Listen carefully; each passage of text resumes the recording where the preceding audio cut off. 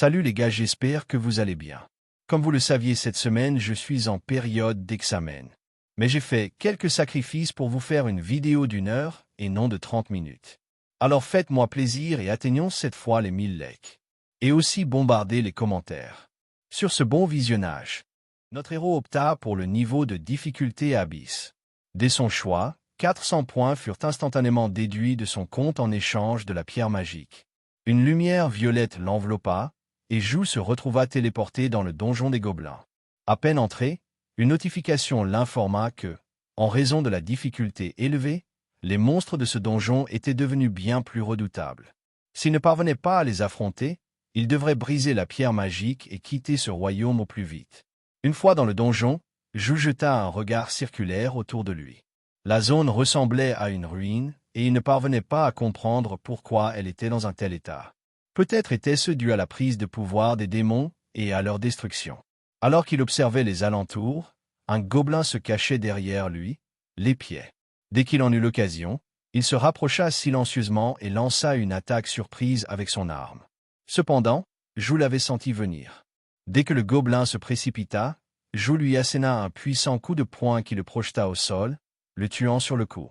Notre héros, immobile, déclara avec un ton moqueur que le gobelin avait été bien effronté d'attaquer sournoisement un jeune homme de 20 ans.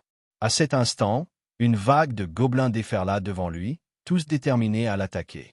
Ces gobelins, de niveau 22 et classés comme monstres de niveau argent, étaient capables d'attaques surprises et de coups tranchants. Voyant leur nombre, Jou invoqua son marteau de guerre, estimant que ses ennemis méritaient d'être affrontés avec sérieux. Dès que l'arme apparut dans ses mains, il se lança dans l'assaut. Jou les abattit un par un, éliminant toute la vague en un temps record. Il déclara avec dédain qu'ils étaient bien trop faibles. Alors qu'il poussait un soupir de soulagement, une nouvelle horde de gobelins surgit derrière lui, prête à l'attaquer en masse. Face à cette multitude, Jou réalisa que le véritable problème de cette zone résidait dans le nombre impressionnant de gobelins prêts à lancer des attaques suicides, ce qui risquait de drainer rapidement son mana. Il devait donc le préserver au maximum pour pouvoir utiliser ses compétences les plus puissantes contre le boss. Pour éliminer ces gobelins, Jou utilisa sans relâche l'attaque « Fantôme brillant », faisant tournoyer son arme à grande vitesse et infligeant une série de coups rapides. Grâce à cette technique, les gobelins tombaient les uns après les autres. En peu de temps, Jou avait exterminé toute la horde, obtenant 11 236 points d'expérience, bien que son niveau ne changeât pas. Après cette victoire, il soupira de soulagement, satisfait d'en avoir enfin fini avec eux. Un sourire aux lèvres, il se dit que, comme prévu, plus son niveau augmentait, plus il devenait difficile de progresser. Même après avoir vaincu tant de gobelins, il était encore loin d'atteindre le niveau 20. Il espérait que les récompenses obtenues en tuant le boss l'aideraient à monter de niveau plus rapidement. Une fois les gobelins éliminés, Jou se dirigea vers le boss. Après un certain temps, il atteignit sa position. Le boss était un roi gobelin de niveau 24, un monstre légendaire de type larme, dont les talents restaient inconnus. Ce roi gobelin avait détruit de nombreuses cités humaines sous son commandement. En apercevant Jou, le roi gobelin éclata de rire, avec colère, l'accueillit en ces termes. « Insensé humain, bienvenue dans le pays de la mort que je t'ai préparé. » Jou, intrigué, se demanda pourquoi ce roi gobelin était si vantard. De son côté, le roi gobelin était furieux contre Jou, qui avait tué tant de ses sujets avec une telle facilité. Il lança donc une attaque féroce. Jou esquiva l'attaque et se précipita vers lui. Il lança une puissante attaque, mais le roi gobelin, percevant sa force, utilisa immédiatement son corps dominant, une compétence lui permettant de renvoyer toute attaque physique à travers son bouclier. Voyant l'attaque de Jou repoussée, le roi gobelin éclata de rire et se moqua. « Humain, tu me fais des égratignures. » Jou recula, comprenant que les attaques physiques étaient inefficaces. À cet instant précis, une chaîne angélique traversa le ventre du roi gobelin, l'enchevêtrant de tous côtés. Le roi gobelin, sous le choc, tenta de se libérer de toutes ses forces, mais ses efforts furent vains. Prisonnier de cette chaîne, son corps refusait de lui obéir, ce qui le plongea dans un profond désarroi. Voyant le roi gobelin se tortiller comme un insecte, Jou éclata de rire et lui déclara que sa résistance magique était étonnamment faible. « Viens profiter de ce cadeau spécial que j'ai préparé spécialement pour toi, » ajouta-t-il avec un sourire narquois. Et sur ces mots, Notre héros lança une attaque de type énergie en direction du roi gobelin. Voyant l'attaque arriver, le roi gobelin, bien que terrifié, ne pouvait s'échapper, toujours piégé dans la chaîne. L'énergie entra en collision avec lui, mettant fin à son existence sur le champ. Une fois le roi gobelin vaincu, notre héros déclara que ce boss de royaume de niveau abyssal s'était avéré étonnamment faible.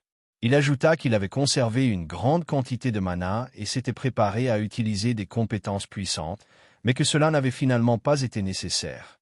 Après avoir établi un nouveau record sur cette carte de niveau abyssal, notre héros obtint un nouveau talent, Incantation rapide. Ce talent, de niveau A, accélérait considérablement sa vitesse d'incantation, lui permettant de lancer instantanément des sorts de bas niveau. Grâce à cela, il progresserait plus rapidement à l'avenir, surtout après avoir terminé ce donjon abyssal. Notre héros envisagea de quitter les lieux, bien qu'un peu déçu de ne pas avoir atteint le niveau 20. Il n'en était pourtant qu'à un pas. Cependant, ayant accumulé beaucoup de points, il songea à emmener Zan avec lui dans ce royaume abyssal la prochaine fois. Dehors, sur un grand écran, les résultats de chaque élève étaient diffusés. Le nom de Tang Yang, qui avait franchi le niveau abyssal en 16 minutes et 24 secondes, y figurait. Près de l'écran, de nombreux élèves discutaient entre eux. Personne n'avait encore réussi à franchir ce royaume. Le niveau abyssal était bien trop difficile. Un élève expliqua qu'on était immédiatement encerclé par des centaines de gobelins de niveau argent et qu'il serait impossible de survivre sans réagir rapidement. Comme prévu pour un niveau de difficulté abyssal, c'était incroyablement ardu. Seuls des élites de rang terrestre comme Ximing Xuen pouvaient espérer réussir.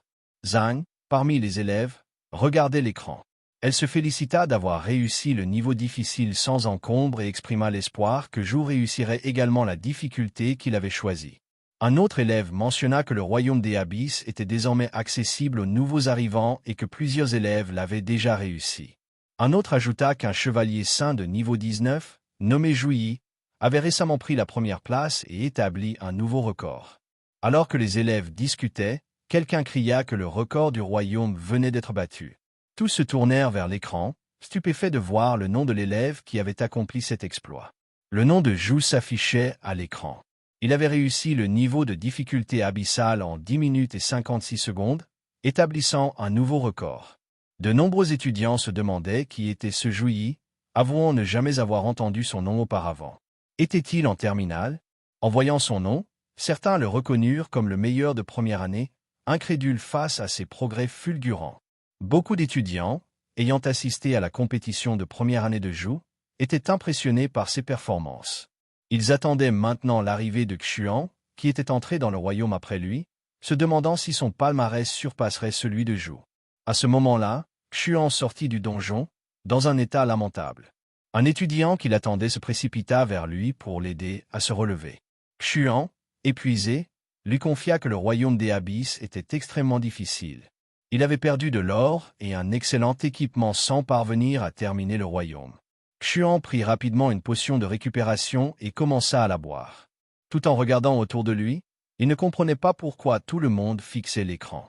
L'étudiant qui l'avait aidé lui expliqua qu'un élève de première année nommé Zhu Yi avait terminé le niveau abyssal en 10 minutes et 56 secondes, établissant un nouveau record.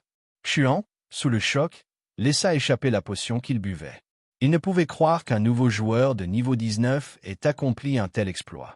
Notre héros sortit, alors du donjon. Tous ceux qui le virent s'exclamèrent que Zhu était enfin sorti. Xuan, le voyant arriver, se dit que c'était impossible. Comment un joueur de niveau 19 avait-il pu terminer le royaume abyssal? Doutant de la légitimité de cette victoire, Xuan se présenta devant Zhu et déclara « Je m'appelle Shuming Xuan, classé 86e sur Terre. » Avant que Xuan ne puisse ajouter quoi que ce soit, notre héros s'excusa poliment et poursuivit son chemin, expliquant qu'il avait d'autres tâches à accomplir et qu'il devait donc partir. En entendant ces mots, le visage de Xuan se crispa, trahissant une profonde déception. À cet instant, Zan accourut vers notre héroïne. Celle-ci la salua chaleureusement. Zan, légèrement rougissante, félicita Zhu Yi pour sa réussite, tout en avouant qu'elle n'avait réussi qu'à franchir le niveau difficile. Elle ajouta qu'elle avait l'impression de ne plus pouvoir suivre ses traces. Zhu, entendant les paroles de Zan, s'approcha d'elle et la rassura en lui disant qu'il n'y avait pas de quoi s'inquiéter. Il lui expliqua que combattre le roi gobelin était plutôt facile et qu'il lui apprendrait toutes les astuces pour y parvenir. Il proposa même de l'emmener avec lui pour réessayer plusieurs fois et lui enseigner comment franchir le niveau abyssal. Les élèves présents, surpris par ses propos, se demandèrent s'il était vraiment un nouveau venu. Un étudiant murmura que Zhu semblait avoir élu domicile dans le royaume des abysses, tandis qu'un autre commenta que c'était là toute la différence entre une élite et le commun des mortels. Shuan, debout à l'écart, était profondément attristé par ces commentaires.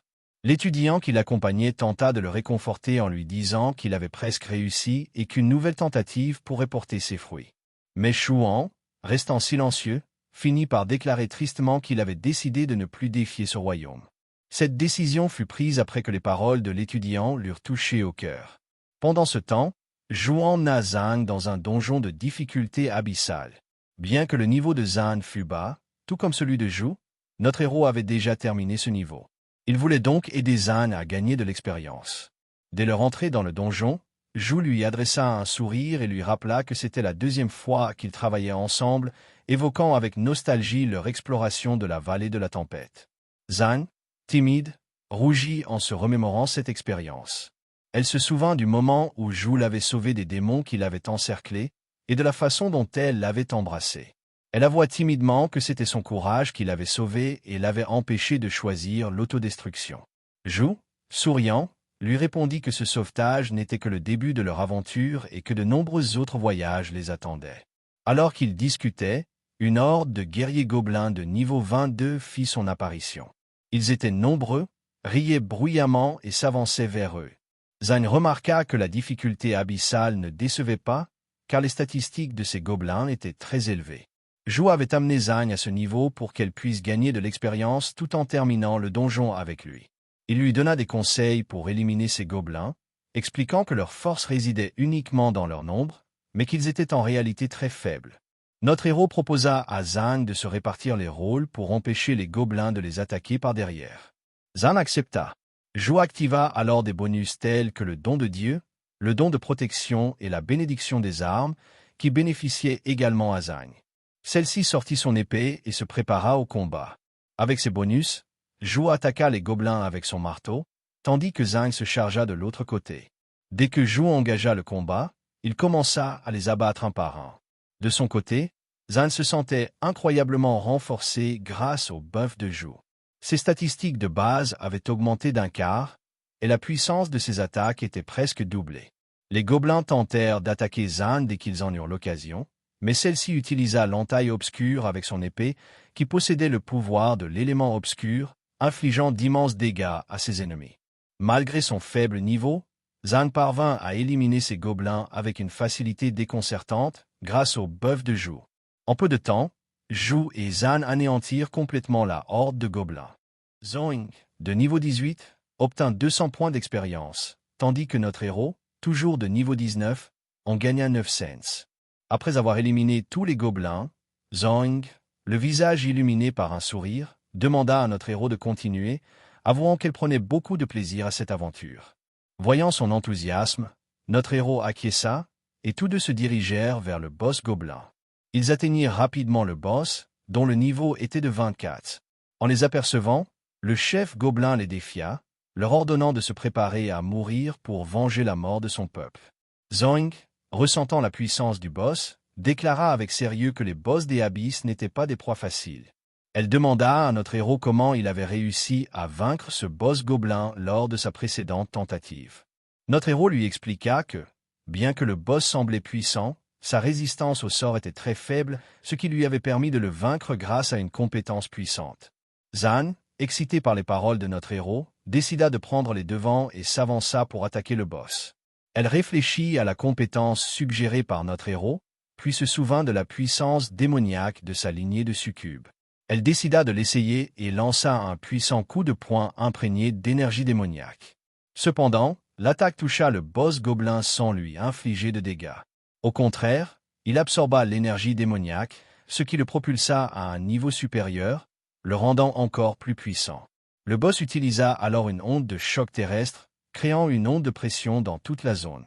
Notre héros et Zhang parvinrent tant bien que mal à résister à cette force.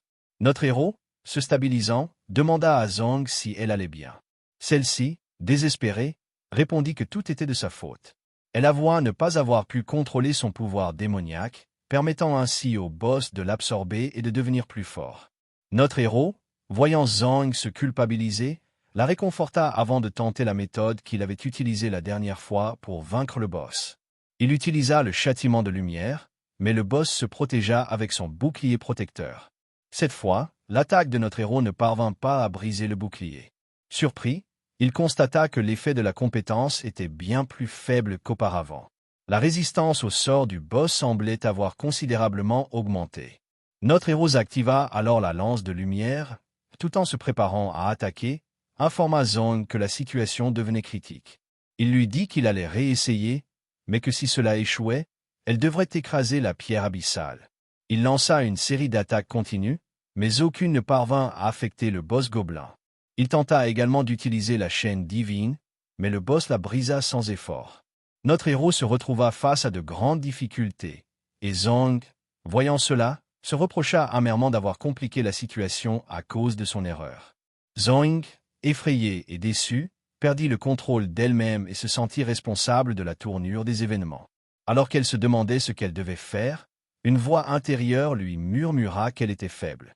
Dans son monde intérieur, l'image démoniaque de sa lignée de succube apparut et lui dit que si elle parvenait à maîtriser pleinement son pouvoir démoniaque, Juyi ne serait pas dans cette situation. La voix insista sur le fait qu'elle devait devenir plus forte pour aider Juyi. Il était temps pour elle de libérer sa véritable force. Pendant ce temps, Zhang, sous l'emprise de son esprit, évolua, tandis que notre héros continuait à combattre le roi gobelin sans relâche. Ne voulant pas mettre Zhang en danger, il envisagea d'activer son physique d'ange. Mais soudain, un puissant coup d'épée frappa la main du chef gobelin, la tranchant net et la faisant tomber au sol. Notre héros, choqué, tourna son regard vers l'agresseur et fut surpris de voir Zhang, qui semblait avoir radicalement changé. Le gobelin hurla de douleur, incapable d'absorber la puissance démoniaque cette fois. Zhang, ayant pleinement évolué pour adopter le physique de sa lignée, riait et déclara à Zhu, « Frère Zhu, laisse-moi tuer ce monstre maintenant. » Incapable d'absorber l'énergie démoniaque, le chef gobelin hurla de colère, non seulement frustré de ne pas pouvoir s'en emparer, mais aussi de la voir lui être retirée. Zhang, voyant le chef gobelin hurler de douleur, éclata de rire et le rassura en disant que ce n'était qu'un amuse-gueule. Furieux, le chef gobelin se précipita vers Zhang, déterminé à l'attaquer, ne supportant plus de voir son pouvoir lui échapper. Alors qu'il s'avançait, Zhang le frappa d'un puissant rayon laser, une attaque d'une telle intensité qu'elle secoua toute la zone. Notre héros, témoin de cette attaque impressionnante, fut profondément surpris par la nouvelle forme de Zhang, d'une puissance redoutable. Après avoir pris sa forme de succube, Zhang tua instantanément le boss. Dès que le roi gobelin fut vaincu, elle gagna 23 200 points d'expérience, ainsi que 15 points de statistiques et 15 points de compétences. Après cette victoire, Zhang s'approcha de notre héros avec un air coquin et lui demanda s'ils pouvaient continuer leur travail. Gêné par son attitude, notre héros resta silencieux. Zhang, voyant son embarras, s'accrocha à lui, posa sa main sur sa poitrine et lui demanda pourquoi il ne disait rien. Elle lui demanda, même s'il n'aimait pas Zhang sous cette forme. Zhu, prenant la main de Zhang, la posa sur sa taille, mais s'éloigna rapidement, la regardant sérieusement. Il lui demanda si elle était vraiment Zhang. En entendant ces mots, Zhang reprit conscience, gênée par son propre comportement. Elle s'assit par terre et expliqua à Zhu que ce qui s'était passé était dû au pouvoir démoniaque de sa lignée de succube. Redevenu normal, Zhang affirma que tout cela était lié à son héritage démoniaque. Notre héros, soulagé, s'approcha d'elle, lui prit le visage dans ses mains et lui dit qu'il était heureux de la voir redevenir elle-même, car il avait craint qu'elle ne soit possédée par un démon. Zhang, rougissante, lui assura que c'était impossible. Zhu la réconforta en lui disant que tout allait bien. Il proposa de faire équipe à nouveau et de reprendre le donjon pour qu'elle puisse maîtriser son pouvoir démoniaque et terminer le niveau abyssal en solo. Plaisantant, Zhu ajouta que le roi gobelin était leur vieil ami et qu'il les comprendrait. Les élèves, à l'extérieur du donjon, discutaient entre eux. L'un d'eux remarqua que ce royaume abyssal était incroyablement difficile et que seul un étudiant de première année monstrueux l'avait franchi jusqu'à présent. Il se demanda si Zhou avait réussi par chance. Un autre étudiant, à ses côtés, rétorqua que c'était absurde. Il souligna que Zhou était le meilleur de l'université et que parler de chance était injuste. Il défia même son camarade d'essayer lui-même s'il pensait que c'était si facile. Alors qu'ils discutaient, le record du donjon fut à nouveau battu, et cette fois, le nom de Zhou figurait en tête. Tout le monde fut surpris de voir Zhou réussir à nouveau. Puis, soudain, le classement changea, et cette fois, le nom de Zhong apparut en première place, suivi de celui de Zhou.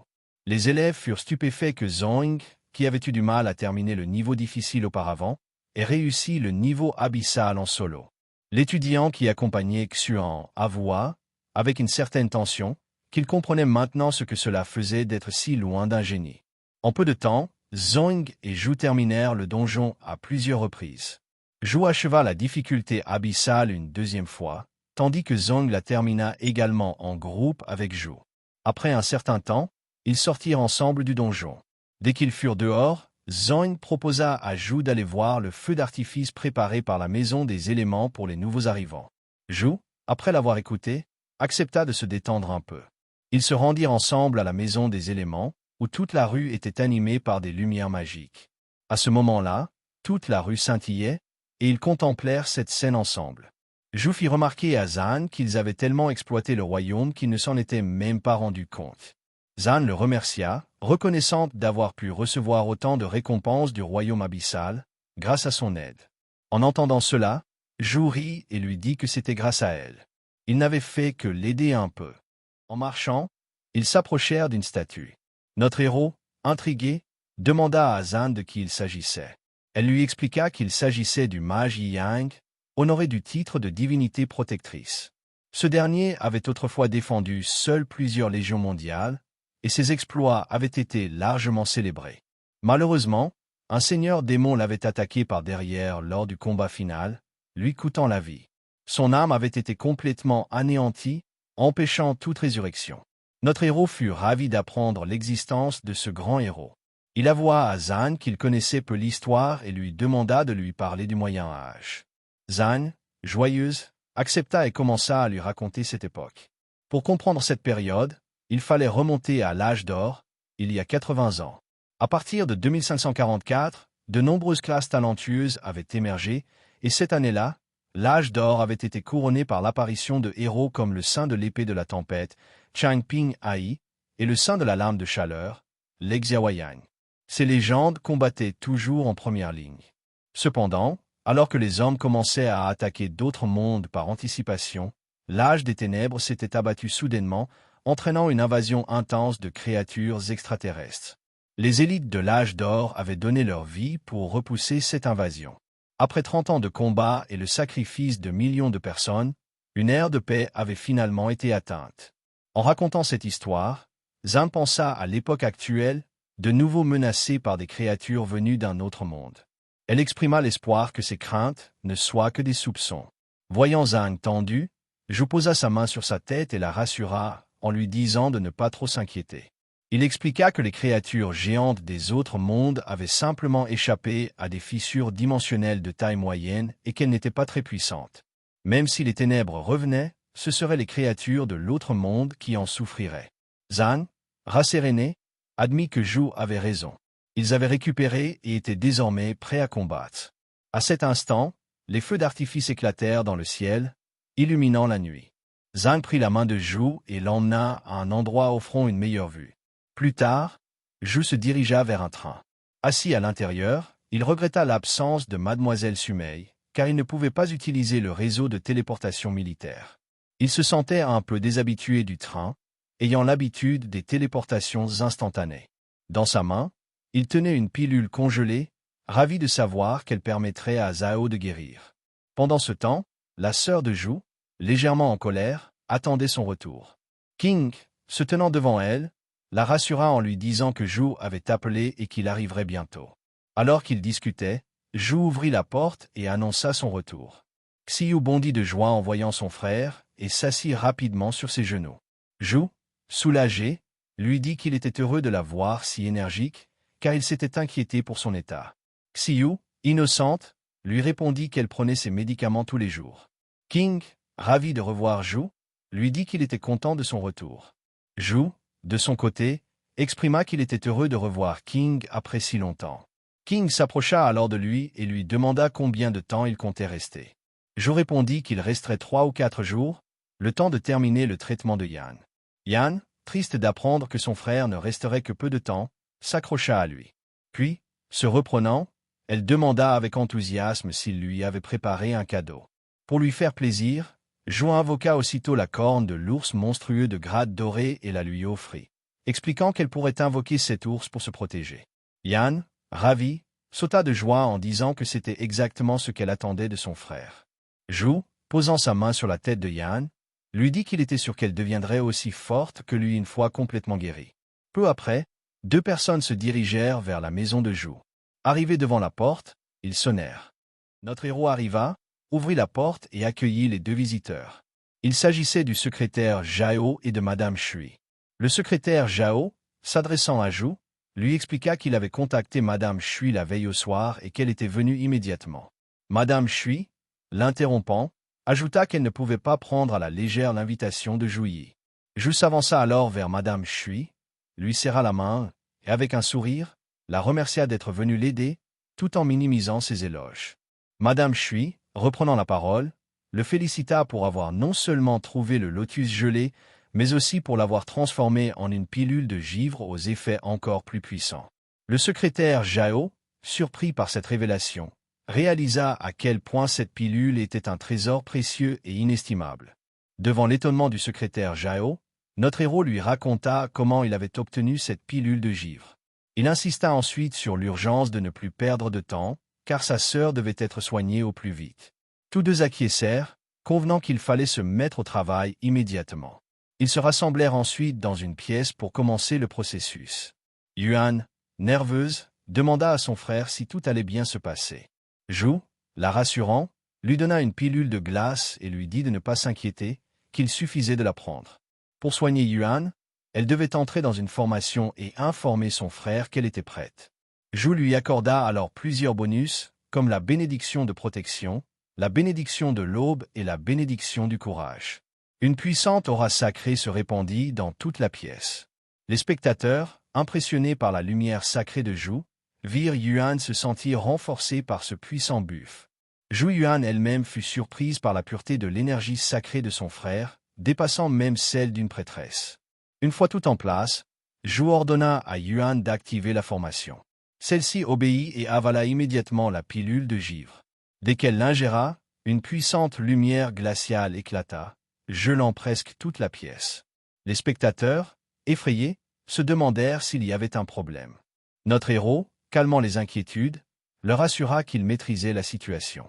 Pour contrer l'énergie de givre, il activa la flamme sacrée, qui commença à équilibrer le froid environnant.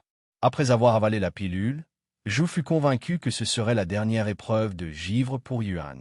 Peu à peu, l'explosion ralentit, et le givre à l'intérieur de Yuan fut maîtrisé. Madame Shui, ravie, annonça qu'ils avaient franchi l'étape la plus difficile. Il ne restait plus qu'à attendre que Yuan termine son processus. Celle-ci, bien que luttant au début, se sentit mieux à l'intérieur de la formation grâce au ralentissement de l'explosion et à la dissolution de la pilule dans son corps. Elle commença à contrôler son énergie de givre, la maîtrisant complètement. Elle lança même un dragon de givre, qui l'enveloppa sans lui faire de mal. Une énergie pure se répandit alors dans la pièce, et chacun comprit que Yuan avait activé sa lignée. Elle sortit de la formation et se dirigea droit vers son frère. Zhu, posant sa main sur sa tête, lui demanda comment elle se sentait. Yuan, complètement guérie, rit et lui dit qu'elle croyait que sa maladie était enfin vaincue. Zhu, soulagé, lui suggéra de vérifier son statut pour voir s'il y avait des changements. Yuan activa un peu de glace et annonça avec enthousiasme que sa lignée de glace lui avait accordé un talent lui permettant de contrôler l'élément glace à volonté. Tout en jouant avec ce nouveau pouvoir, elle demanda à son frère si elle recevrait d'autres talents après l'éveil de sa lignée. Zhu, riant, lui expliqua que les éveils de lignée classique ne conféraient généralement pas de talents supplémentaires. mais que, étant sa sœur et ayant éveillé une lignée de givres rares, elle était une exception. Zhu commença à réfléchir au fait que lui et sa sœur avaient bénéficié de nombreux avantages grâce à cette lignée de givres. Il se demanda si leurs ancêtres avaient réellement possédé une puissante lignée de givres, tout en reconnaissant que leur famille avait peut-être pris du retard à cause des événements passés. Il se tourna alors vers Madame Shui et lui demanda de vérifier une nouvelle fois si Yuan avait bien activé sa lignée de givres. Peu après, le secrétaire Zhao informa Zhu que Mademoiselle Zhu Yuan avait non seulement complètement guéri, mais avait également réveillé sa lignée de glace. Le maire, prenant la situation au sérieux, avait prévu un nouveau lot de ressources pour soutenir sa cultivation. Zhu remercia le secrétaire Zhao et lui confia qu'il devait retourner à l'école, mais qu'il comptait sur lui pour prendre soin de Yuan. Le secrétaire Zhao répondit que ce serait un honneur. Pendant ce temps, Yuan jouait avec King. En la voyant s'amuser, Zhu rit et lui demanda si elle avait réfléchi à la classe qu'elle souhaitait adopter à l'avenir.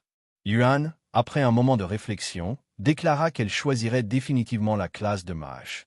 Zhu approuva son choix et lui promit de lui trouver un livre de conversion de classe de mage caché une fois qu'elle aurait atteint le niveau 10. Yuan, enthousiaste, ajouta qu'elle sentait le pouvoir obscur s'éveiller en elle. À ces mots, les spectateurs furent pris de peur. Madame Shui, inquiète, s'empressa d'examiner Yuan pour vérifier si elle n'avait rien manqué et comprendre pourquoi Yuan manifestait ce pouvoir obscur. Des flashbacks montrèrent Zhu et Yuan jouant dans leur enfance, plaisantant à propos du pouvoir obscur. Zhu, prenant Yuan par la main, l'emmena dans la salle d'entraînement en lui disant qu'il allait lui montrer la puissance du froid. Alors que Zhu commençait à entraîner Yuan, celle-ci cria en plaisantant, demandant à King de la sauver avant que son frère ne la tue. Tout le monde rit de cette scène, y compris Madame Shui, qui trouva amusant que Yuan évoque le pouvoir obscur. Une fois dans la pièce d'entraînement, Yuan déclara à Zhu qu'elle ne lui ferait aucune pitié et qu'elle n'hésiterait pas à utiliser tout son pouvoir. Elle invoqua l'esprit de glace et lança des attaques de glaçons en direction de Zhu. Cependant, les projectiles furent automatiquement détruits avant de toucher son bouclier. Zhu, impressionné par la puissance de Yuan, se réjouit de voir que son corps était complètement rétabli. Il envisagea de lui organiser un programme de cultivation. Mais dès que Yuan entendit parler de ce programme, elle s'agita et avoua qu'elle sentait son énergie de glace s'agiter à nouveau, ce qui la rendait incapable de cultiver avec lui. Zhu, furieux, s'approcha d'elle. Yuan, voyant son frère en colère, se rétracta rapidement, admettant qu'elle avait peut-être mal compris.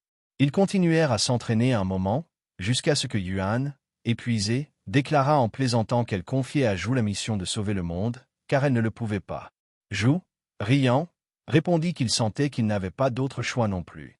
Notre héros invoqua alors Gray, un animal magique qu'il avait récemment contracté, et proposa à Yuan de le prendre avec elle pendant quelques jours. Yuan, souriante, accepta et promit de cultiver Gray avec diligence. En voyant la gentillesse de Gray, elle le pressa de signer un contrat avec les ténèbres pour devenir compagnon. Quelques jours passèrent, et Zhu fut enfin prêt à retourner à l'école sans inquiétude. Il espérait que Zhang pourrait bientôt maîtriser la magie de téléportation, ce qui rendrait ses allers-retours moins difficiles. Alors qu'il avançait, Su apparut soudain devant lui grâce à la téléportation. Zhu, surpris, lui demanda pourquoi elle était venue. Su expliqua que le concours national d'échange de première année allait bientôt commencer et qu'une équipe de 5 joueurs était requise. Elle était donc venue confirmer la composition de l'équipe avec Zhu.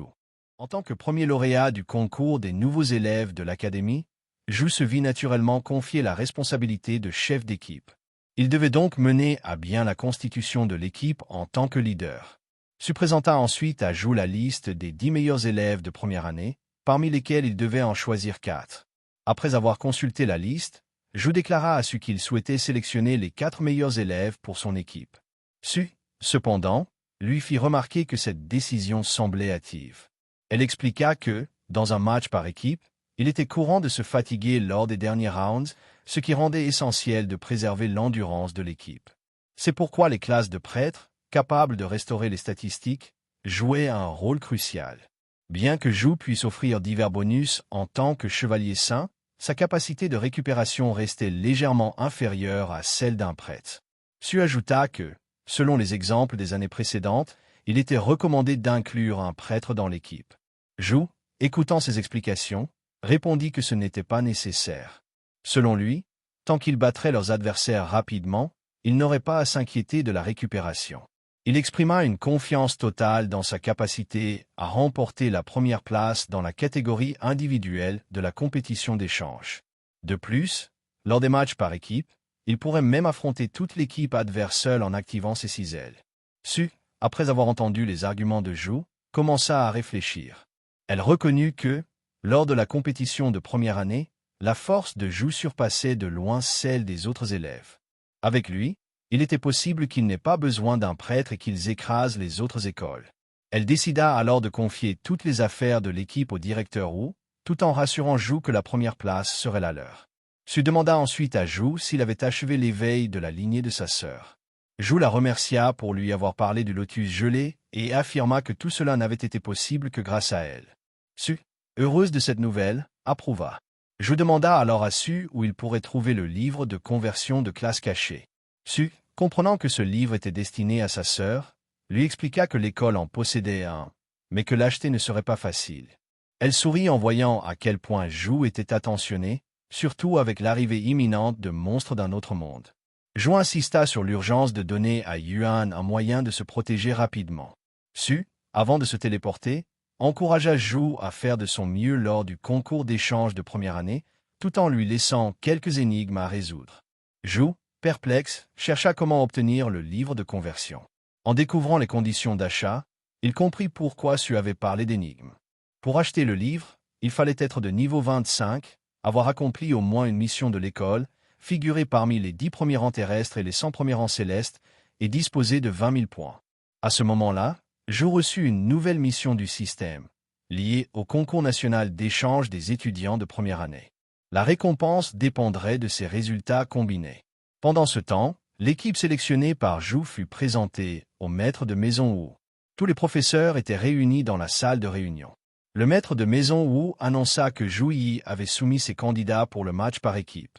Il présenta l'équipe composée de Sanai Zhu Yi, de l'épéiste spirituel Zhang Churan, du chantaoïste spirituel Zilan, du mage Tang Lingyi et du guerrier Y Tai Roman 14. Les professeurs, ne voyant aucun prêtre dans cette équipe, furent quelque peu surpris. Le professeur Rong exprima ses doutes, estimant que l'équipe paraissait risquée sans le soutien d'un prêtre. Cependant, le professeur d'éléments intervint, affirmant qu'il n'y aurait pas de problème et qu'avec les compétences de Zhu, celui-ci pourrait remplacer le prêtre. Le professeur des éléments affirmait cela avec conviction, sachant qu'après avoir maîtrisé la technique de forgeage de la lignée de Zhu YE, personne dans cette salle ne comprenait mieux sa puissance que lui. Il était persuadé que, même sans équipe, Zhu Yi serait capable de jouer seul le match par équipe. Le professeur Qiqing ajouta que Zhu Yi ne se contentait pas de fournir des bonus, mais que ses capacités défensives étaient également remarquables et ses attaques variées et puissantes. Après avoir écouté ces arguments, le professeur Zhan n'émit aucune objection concernant cette équipe et encouragea chacun à utiliser la force de Zhu à bon escient. Elle demanda également au directeur de former tous les élèves afin que les nouveaux puissent travailler en coopération. Finalement, tous les professeurs approuvèrent cette équipe et le directeur chargea Sumei d'informer les élèves de se rassembler dans l'entrepôt dans les 3 jours. Pendant ce temps, notre héros terminait une mission du système lorsqu'il reçut une notification de M. Wang Yuhua, lui annonçant qu'il avait organisé un cours individuel pour lui. Ce serait le premier cours depuis qu'il était devenu son disciple. Ensuite, notre héros choisit le point de compétence de récompense du jour, ce qui augmenta légèrement sa puissance. Voyant cette progression, il sourit et se dit qu'il pouvait gagner des points de compétence et des points de statistique en accomplissant des missions quotidiennes. Notre héros se sentait particulièrement heureux à ce moment-là, car grâce au système, il prenait une longueur d'avance sur les autres. Chaque mission accomplie renforçait sa puissance. Dès que le directeur Wang appela Zhu, celui-ci se rendit immédiatement à lui, et le directeur l'emmena sur un terrain d'entraînement par téléportation. Arrivé sur le terrain d'entraînement, Zhu fut stupéfait par le paysage qui s'offrait à lui. La forêt était peuplée de loups de niveau 23. Il demanda avec surprise s'il devait expulser tous ces loups. Le directeur, voyant son étonnement, le rassura en lui expliquant qu'il s'agissait d'une forêt en bordure, un terrain d'entraînement privé appartenant à la guilde Tianyu, découvert il y a longtemps par lui-même. À cet instant, un dragon apparut dans les airs, provoquant la fuite des loups, terrifiés. Je fus également surpris de voir un dragon ici. Il se sentit un peu nerveux en sa présence. Le directeur lui révéla alors que ce grand dragon légendaire de niveau 62 était l'animal de compagnie magique de son frère aîné, chargé de contenir les monstres de la forêt. En voyant un dragon aussi puissant, Zhou ne pouvait s'empêcher de penser que si l'animal de compagnie de son frère aîné était si fort, alors son frère devait l'être tout autant. Le directeur lui confirma que son frère aîné avait atteint son niveau cette année. Il était également de niveau 64, et ses capacités de combat surpassaient même celles du directeur. C'est pourquoi il lui avait confié la guilde Tian Yu sans hésitation. Notre héros fut très surpris d'apprendre le niveau de son frère aîné, car celui-ci venait d'avoir 30 ans et était déjà au niveau du directeur. Zhou était sous le choc, mais le directeur posa sa main sur son épaule et lui dit qu'il avait vu de nombreux élèves, mais que Zhou était le plus talentueux jusqu'à présent. Le directeur lui montra ensuite une compétence et lui annonça qu'il allait lui enseigner cette technique. Après cette déclaration, il activa la compétence. Cette compétence, appelée bouclier du cœur de lumière sacrée, fit apparaître 2 grands boucliers de chaque côté. Dès qu'ils entrèrent en collision, une puissante explosion se produisit, détruisant une zone entière. La forêt, autrefois dense, fut transformée en un champ de cratères. Le directeur tendit alors le livre de compétences à notre héros et lui expliqua qu'il s'agissait de la première compétence qu'il allait lui enseigner, le bouclier du cœur de lumière sacrée. Notre héros prit le livre en main, et le directeur lui expliqua comment l'apprendre. Il devait simplement connecter le livre à sa conscience et utiliser des points de compétence pour l'assimiler. Notre héros, attentif aux instructions du directeur, connecta le livre à sa conscience. Dès qu'il le fit, il commença à percevoir tous les détails de la compétence. Ce bouclier, nommé bouclier du cœur de lumière sacrée, était d'un grade élevé. L'utilisateur créait 2 boucliers devant lui, qui se rapprochaient progressivement avant de provoquer une énorme explosion à leur collision, infligeant d'importants dégâts élémentaires légers aux ennemis. Cette compétence permettait également de laisser passer les alliés tout en bloquant les ennemis. Le plus important était qu'il s'agissait d'une compétence d'héritage de chevalier saint. Dès que notre héros apprit cette compétence, il interrogea le directeur sur son origine, lui demandant comment il connaissait l'héritage du chevalier saint et d'où venait cette compétence. Le directeur, avec un rire amusé, lui expliqua que le bouclier du cœur de lumière sacrée avait été créé par son grand maître lorsqu'il était encore chevalier saint. Il avait hérité de cette compétence de son mentor et la transmettait maintenant à Zhou. Zhou, après avoir assimilé la compétence, reçut l'ordre du directeur de l'utiliser. Dès qu'il l'activa, il réalisa que sa puissance était limitée, car il venait tout juste d'atteindre le niveau 1 du bouclier du cœur de lumière sacrée. Lorsqu'il lança une attaque explosive, la puissance correspondait à celle du niveau 1, suffisante pour blesser un monstre de bas niveau. Le directeur, impressionné, s'approcha de lui et lui fit remarquer qu'il était remarquable qu'il ait déjà réussi à maîtriser cette technique au niveau 1. Il lui expliqua que cette compétence avait été conçue pour les matchs en équipe, permettant de délimiter le champ de bataille et de limiter les actions ennemies. Notre héros, ayant enfin appris cette compétence, était prêt à mettre en pratique sa leçon de combat. Il serait assisté par le dragon Glalon, qui ordonnerait aux monstres environnants d'attaquer Zhou. L'expérience qu'il accumulerait en les vainquant dépendrait entièrement de lui. À l'ordre du directeur, le dragon rugit bruyamment, commandant aux monstres proches d'attaquer Zhou. Dès que l'ordre fut donné, les monstres, qui se cachaient ici et là, se regroupèrent et se dirigèrent vers notre héros pour l'assaillir. 1 ou 2 monstres tentèrent de l'attaquer par surprise, mais Zhou, anticipant leurs mouvements, sortit son marteau et les élimina rapidement. Face à un groupe de monstres imposants, Zhou activa rapidement tous ses bonus et engagea le combat avec une puissance issue de ses 2 lignées. Il enchaîna les attaques sacrées et les attaques de gel, absorbées par le combat, abattant sans relâche des hordes de monstres. Après un long affrontement, il parvint à vaincre tous les monstres présents dans la zone.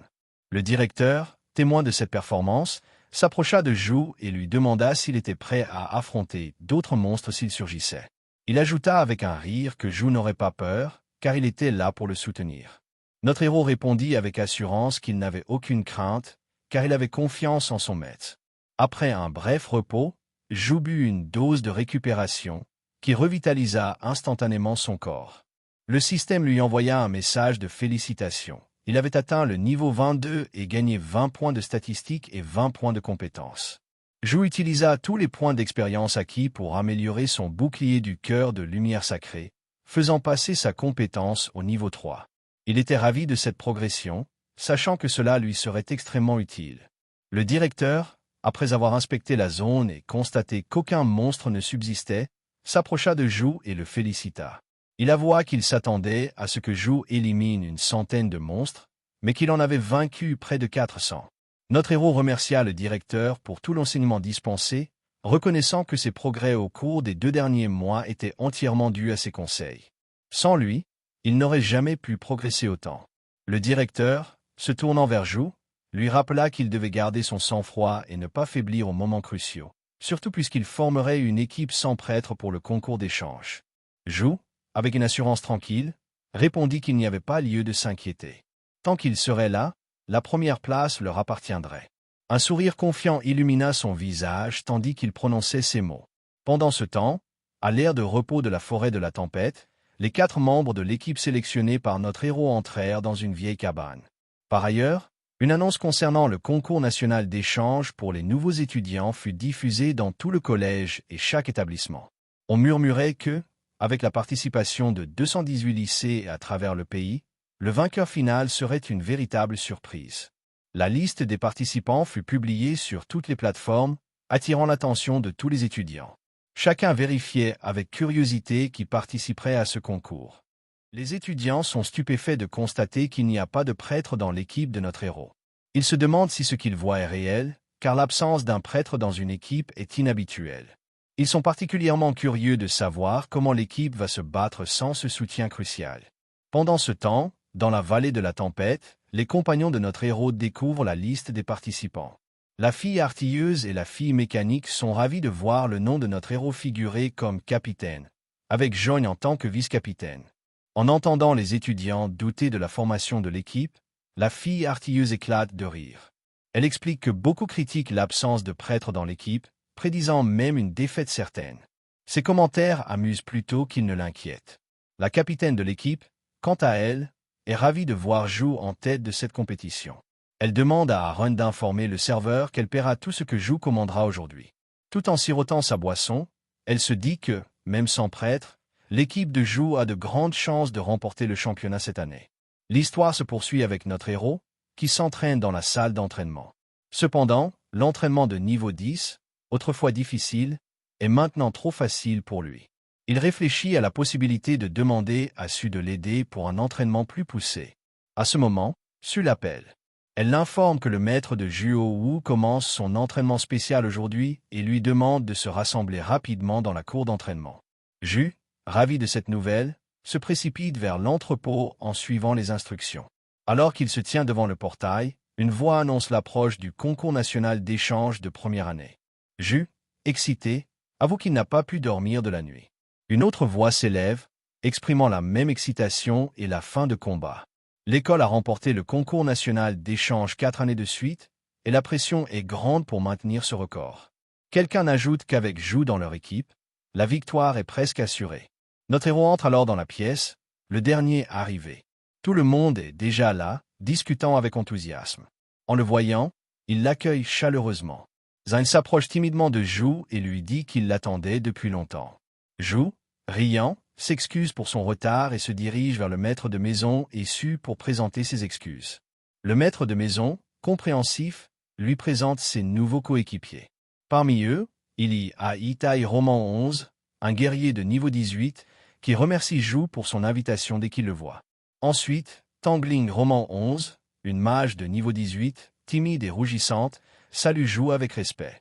2 autres guerriers, Zhang et le prêtre taoïste Song Xiaolan, sont déjà connus de Zhu. Le maître de maison, observant le niveau de Zhu, remarque qu'il a progressé rapidement sous la direction du directeur Wang. Zhang, surprise, félicite Zhu pour sa puissance retrouvée. Zhu, modeste, attribue ses progrès à l'aide du maître. Le maître de maison interrompt alors les discussions et annonce qu'ils ont peu de temps pour se préparer. Il sera leur entraîneur pour les matchs par équipe, individuels et de survie. Aujourd'hui, il se concentrera sur leur coordination et leur capacité de combat en équipe. Plus tard, ils affronteront ensemble le donjon gobelin de niveau abyss, les frais étant couverts par l'école. Tang, les yeux rivés sur Zhu, rougit en réalisant pourquoi Su l'avait poussé à atteindre le niveau 18. Elle se dit que, Avec une équipe aussi forte, ils peuvent facilement vaincre le royaume des abysses. Zhu pourrait accomplir cette tâche en solo, donc avec 4 autres membres dans l'équipe, ils avaient peu de chances d'échouer. Tout en réfléchissant à cela, Tang jeta un regard furtif vers Zhu. Ce dernier sourit, la forçant à croiser son regard. En voyant le sourire de notre héros, Tang, prise de timidité, s'enfuit en courant. Zhu, intrigué, se demanda si son sourire était vraiment si effrayant. Après cela, ils entrèrent tous dans le donjon des gobelins pour s'entraîner, chacun conscient de la difficulté de niveau abyssal qui les attendait. Dès leur entrée dans ce royaume, Zhu annonça à l'équipe que c'était leur première collaboration. Il proposa donc de prendre en charge la stratégie. L'équipe accepta sans hésiter, lui laissant les commandes. Zhu expliqua que YTE serait chargé de la défense et de l'attraction des ennemis, tandis que Zhang Chuan et Tang Ling Roman 11 se concentreraient sur les dégâts physiques et magiques. Song Zia Lan et Zhu resteraient en soutien pour éliminer les ennemis et apporter leur aide si nécessaire. Soudain, une horde de gobelins fit son apparition. Zhu recommanda à tous de rester prudents. Les gobelins se précipitèrent vers eux, et YTE fut la première à réagir. Elle utilisa son pouvoir pour frapper violemment le sol, le détruisant entièrement. Son coup de poing, enveloppé d'une aura puissante, infligea des dégâts considérables. YTE fut surprise de constater que sa puissance avait augmenté de 40%. Elle se retourna et réalisa que Zhu avait activé des bonus sur chacun d'eux, augmentant ainsi leur capacité.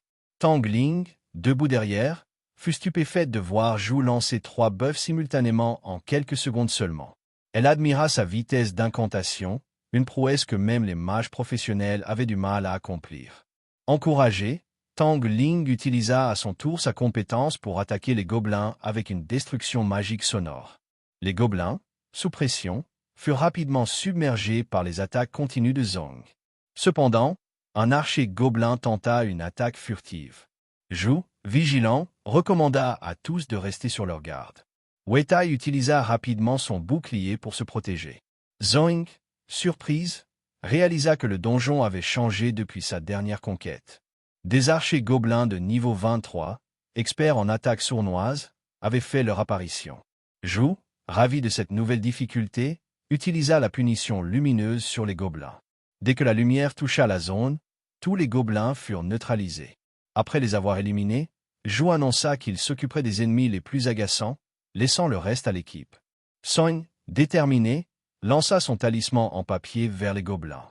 Le talisman se colla à eux avant d'exploser, démontrant l'efficacité de leur coordination. Pendant ce temps, le directeur de maison Essu observait leur entraînement à travers un écran.